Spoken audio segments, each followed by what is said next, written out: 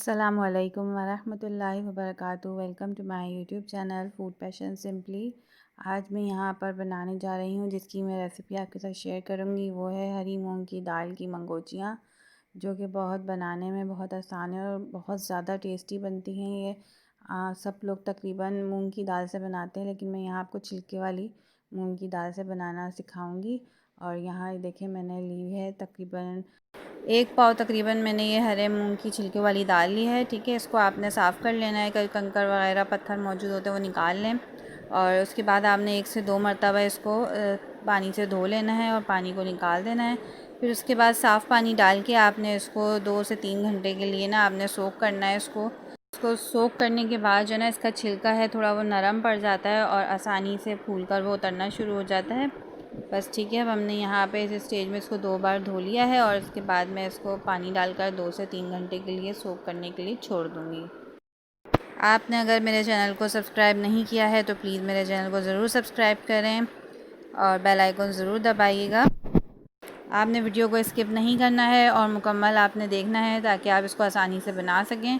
यहाँ देखें 2 घंटे 3 घंटे हो गए थे और यहाँ मेरी दाल जो है वो अच्छे तरीके से फूल गई थी और मैं इसको हाथों की मदद से रगड़ रही हूँ। इस तरीके से इसको अच्छी तरीके से आपने मसलना है और उसके बाद देखिएगा आप इसका छिलका जो है वो रगड़ने की वजह से उतर जाएगा। अब यहाँ थोड़ा सा मज़ीद पानी इस पर डालेंगे ना तो आप देखें ये छिलका ऊपर निकल आएगा। बस इसको हमने किसी स्ट्रेनर की मदद से पानी को थोड़ा सा आप हिलाएंगे ना तो ये छिलका खुद ब खुद निकलना शुरू हो जाएगा। बस इस तरीके से आपने निकालना है और इसी प्रोसेस को आपने 2 से 3 बार रिपीट करना है। तो ये जितना भी इस पर छिलका है एक्स्ट्रा जो हमने रगड़ा है आप ये आसानी से निकल आएगा। ठीक है, और आपने इसी तरीके से स्ट्रेनर में निकालना है आसानी से। और अगर कोई दाल के वगैरह एक्स्ट्रा निकल आती है तो आप उसको आसानी से उठा सकते हैं।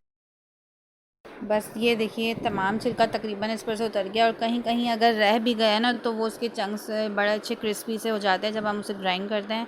अब बस इसको हमने ग्राइंड करना है, बग़ैर पानी के आपने ग्राइंड करना है क्योंकि भीगने की वजह से दाल में ऑलरेडी पानी होता है।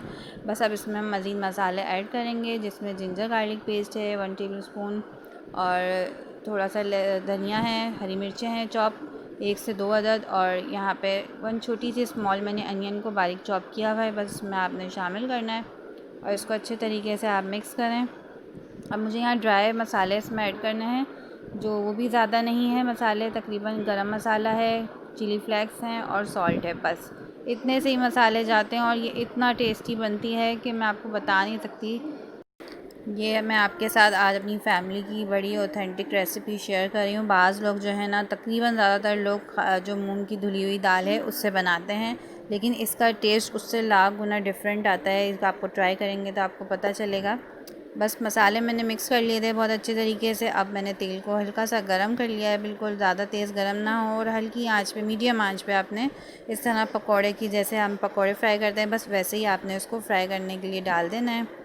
और जब तक नीचे से गोल्डन ब्राउन ना हो जाए जब तक आपने इसको फ्लिप नहीं करना है। एक ही दफ़ा फ्लिप करेंगे, इससे तेल में हल्की आंच पे पकने से ना ये फूल जाते हैं।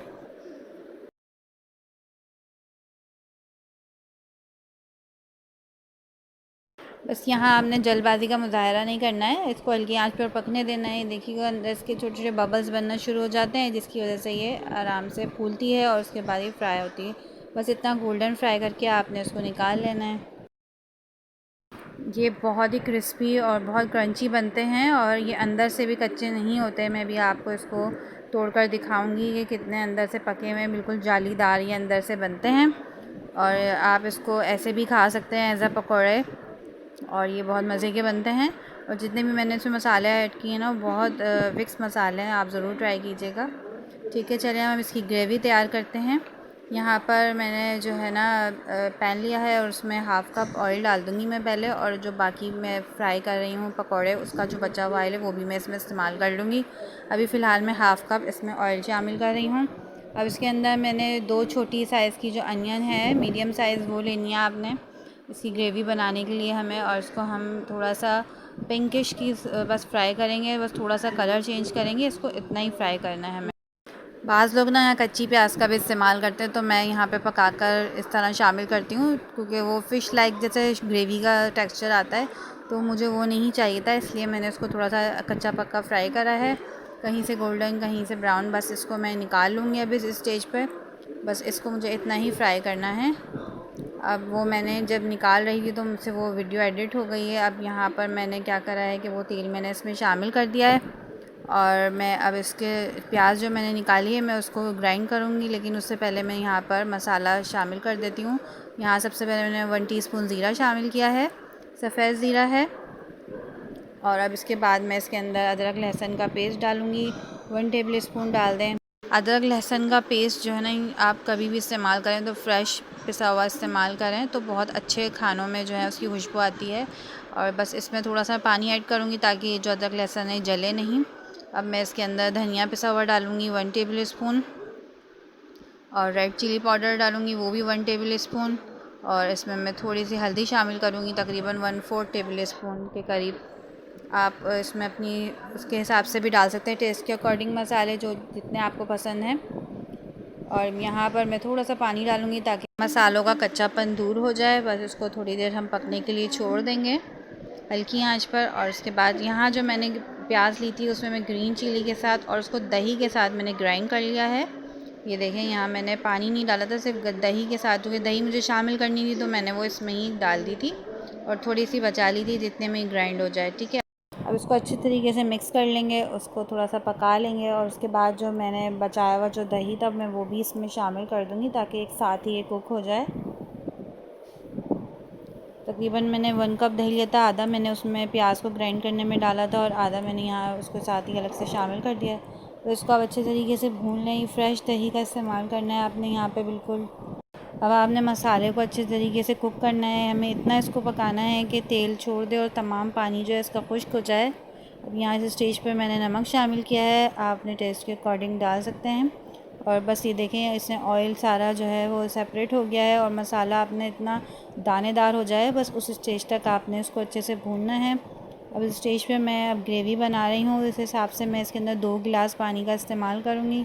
2 गिलास आप इसमें पानी डाल दें, क्योंकि अभी शुरू में तो ये आपको थोड़ा पतला लगेगा शोरबा। बस अब हम इसके अंदर क्योंकि पकौड़े ऐड करेंगे जो हमने बनाए थे मूंग दाल के, तो वो तमाम जो एक्स्ट्रा पानी होगा वो इसको सोख कर लेंगे। अब यहाँ पर जो मैं पकौड़ों का इस्तेमाल कर रही हूँ वो मैं तकरीबन हाफ़ ले रही हूँ। 1 पाव में जितने बने थे उसकी क्वांटिटी के तकरीबन ये हाफ़ पकौड़े हैं। अब पानी में बॉयल आने के बाद हमने इसको शामिल कर देना है। बस 5 मिनट के लिए अब हम इसको दम देंगे, इसको पकाएंगे नहीं हम ज़्यादा देर, क्योंकि हमने पानी को पहले ही बॉयल कर लिया है। अब इसको बस हम कवर कर देंगे और 5-7 मिनट के लिए हमने इसको बस दम देना है और उसके बाद फ्लेम ऑफ़ कर देना है। अब यहाँ मैं ऊपर से गार्निशिंग भी ऐड कर दूँगी, थोड़ा सा हरा धनिया और कुछ चॉप्स हरी मिर्चें मैंने इस पर ऊपर से शामिल की हैं, जिनकी बड़ी मज़ेदार सी खुशबू आती है। ये हमारी मज़ेदार सी रेसिपी तैयार हो गई है मंगोजियों की, और मैंने फ्लेम ऑफ़ कर दिया है। अब इसको हमने डिश आउट कर लिया है। अगर आपको मेरी रेसिपी पसंद आए तो प्लीज़ लाइक कीजिएगा और मेरे चैनल को ज़रूर सब्सक्राइब करें एंड फ्रेंड्स एंड फैमिली में ज़रूर शेयर कीजिएगा। और ये रेसिपी बहुत ही डिलीशियस बनती है, आप ज़रूर ट्राई कीजिएगा, आपके घर वालों को सबको बहुत पसंद आएगी। और अगर आप मुझे फ़ेसबुक पेज पर भी ज़रूर फॉलो कीजिएगा, डिस्क्रिप्शन में आपको लिंक मिल जाएगा। और थैंक्स फॉर वॉचिंग। अल्लाह हाफ़िज़।